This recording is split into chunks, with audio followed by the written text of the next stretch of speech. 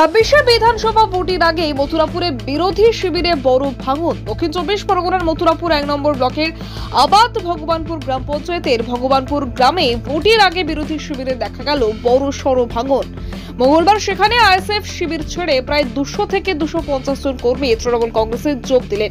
স্থানীয় সূত্রে খবর, যোগদানকারীদের অধিকাংশ আগে থেকেই তৃণমূল কংগ্রেসের কর্মী ছিলেন, কিন্তু দলীয় স্তরে কিছু ভুল বোঝাবুঝি হওয়ায় তারা আইএসএফ এ যোগ দেন।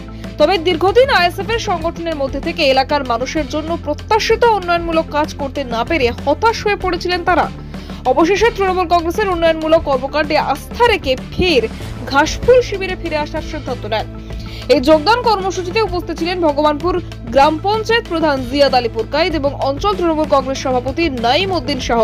তাদের হাত ধরে একে একে শতাধিক আইএসএফ কর্মী আনুষ্ঠানিকভাবে তৃণমূল কংগ্রেসে যোগ দেন। অঞ্চল তৃণমূল নেতৃত্বের দাবি, 26শে বিধানসভা ভোটের আগে আবাদ ভগবানপুর অঞ্চলকে বিরোধী শূন্য করে তোলা হবে। তাদের কথায়, মুখ্যমন্ত্রী মমতা বন্দ্যোপাধ্যায়ের নেতৃত্বে রাজ্য সরকার যে ধারাবাহিকভাবে উন্নয়নের কাজ করছে তা সাধারণ মানুষ প্রত্যক্ষ করছে, ফলে বিরোধী দলের যে কোনো কাজ করা সম্ভব হচ্ছে না।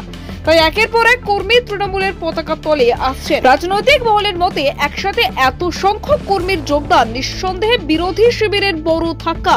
বিশেষ করে ভোটের আগে এই ধরনের ভাঙন তৃণমূল কংগ্রেসকে যেমন শক্তিশালী করবে, তেমনি আইএসএফ এর পক্ষে বড় সমস্যার কারণ হয়ে দাঁড়াতে পারে। আমরা দীর্ঘদিন সারা জীবন আমরা টিএমসি করে এসেছি প্রথম থেকে। আজকে যে কোনো ভুল ভাঙতের মধ্যে নিজেদের মধ্যে কোনো একটা অশান্তি মতো হয়ে হয়তো আমরা আলাদা আলাদা জায়গা মতো চলে এসেছি। আজকে 200-300 ছেলেদেরকে নিয়ে আমি আনোয়ার, যেহেতু প্রধান সাহেবের নেতৃত্বে মমতা ব্যানার্জির যা উন্নয়নের জন্য যেভাবে দেখলাম যে ওখানে কিছু সুযোগ সুবিধা পাই না, যার জন্য মনে করলাম এইটাই ঠিক, এটাই ছিলাম ওইটাই ঠিক, আর কালকেও দেখেছিলাম ঠিক, আজকেও দেখছি সেটাই ঠিক। সেভাবে আমরা সবাইকে নিয়ে আজকে না কেউ ভয় দেয় নিজের ইচ্ছা। আমরা প্রথম থেকে টিএমসি করছিলাম, আমাদের নিজেদের কোনো ব্যক্তিগত এতে আমরা কিছুদিনের জন্য সরে গিয়েছিলাম, সেইটা আমাদের ফেরা আবার সেই জায়গায় চলে এসছে। যার কারণে আমাদের মাননীয় প্রধান, আমাদের নিজের ভগবানপুরের মেম্বার, সভাপতি সবাই থেকে আমরা নিজেরা স্বইচ্ছায় আবার টিএমসি দলে কতজন কর্মী নিয়ে আপাতত 200 হবে। আজকে আমাদের রায়দিঘি বিধানসভা কেন্দ্রের আবাদ ভগবানপুর অঞ্চলের ভগবানপুর গ্রাম 82 এবং 83 নম্বর বুথ থেকে আইএসএফের নেতৃস্থানীয় কর্মী সমর্থক 200 থেকে 250 জন আজকে আমাদের হাত ধরে তৃণমূল কংগ্রেসের পতাকা ধরে তৃণমূল কংগ্রেসে যোগদান করেছে।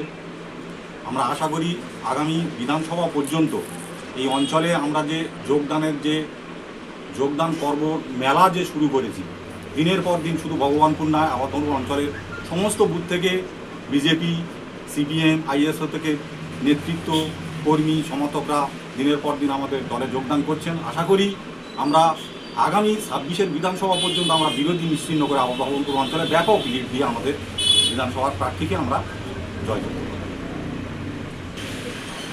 বললাম যেটা যে আমরা এই আজকে নতুন নয়, আমরা প্রত্যেকটা বুথ থেকে ভগবানপুর অঞ্চলের বিভিন্ন দল থেকে, যেমন বিজেপি, আইএসএফ, সিপিআইএম, কংগ্রেস থেকে সব যে দলের যোগদানের একটা মেলা চলেছে আমার ভগবানপুর অঞ্চলে। তো তার নমুনা আজকে একটু ঝলক দেখানো ভগবানপুর। আগামী দিনে আরও এইরকম যোগদান করবে, আমরা কথা চালিয়ে যাচ্ছি, বা অনেকে আমাদের সঙ্গে যোগাযোগ করছে, লিখিতভাবে আবেদনও করছে দলে যোগ দেওয়ার। আমরা দিনের পর দিন একটা পর একটা। মথুরাপুর থেকে তপন কুমার দাসের রিপোর্ট, ডিএন নিউজ বাংলা।